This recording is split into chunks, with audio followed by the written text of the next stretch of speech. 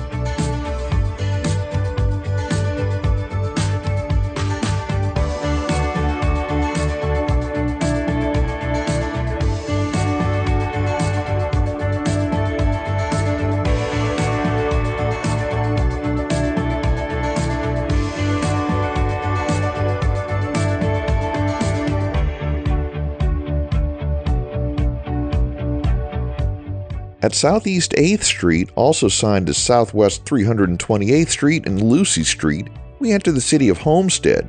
Homestead had 80,737 residents at the 2020 census. Visitors know Homestead for nearby Biscayne and Everglades National Parks, and for events like the Homestead Miami Speedway's NASCAR weekend each fall. Street names can be confusing here, and that is by design.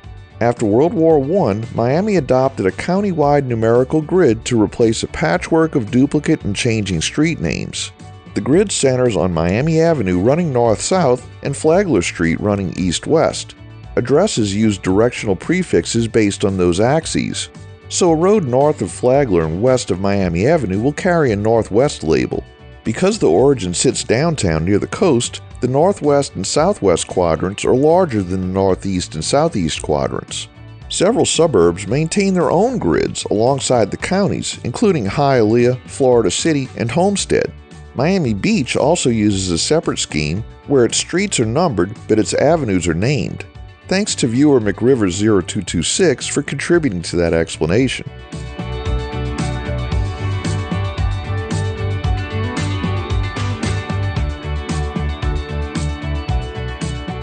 US-1 makes a slow curve to the northeast through Homestead, and we're slightly offset from the old route. A couple of blocks to our left, Flagler Avenue carried the original US-1 through town. Back when US-1 ran along Flagler Avenue, our present spot would have been within the footprint of Homestead's municipal airport. The city closed the old field by the early 1960s. Much of the site became Harris Field Park, home to a rodeo arena, ball fields, and community facilities. The arena hosts the annual Homestead Championship Rodeo, a long-running winter event that brings pro riders and big crowds to the area.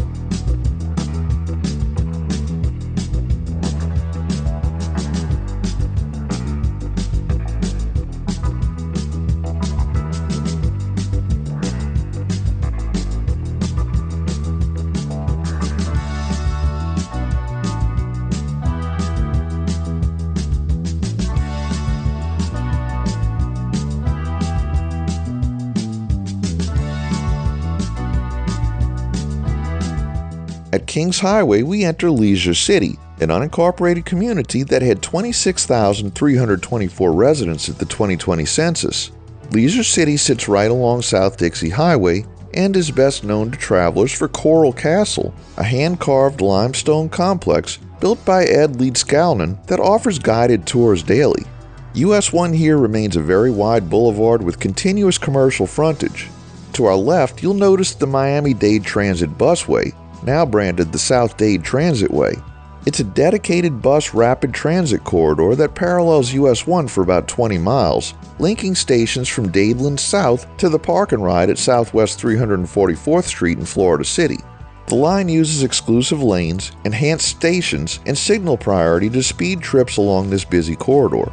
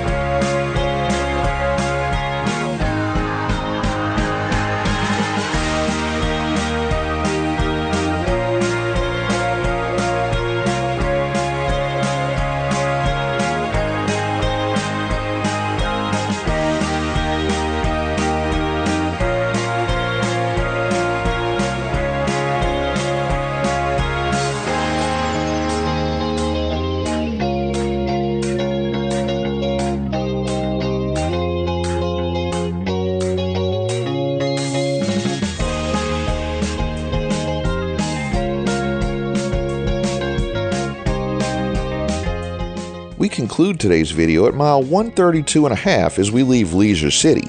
Thanks for watching. If you liked this video, please give us a thumbs up, post a comment below, subscribe, share and follow us on social media, and join us for our next 504 road trip.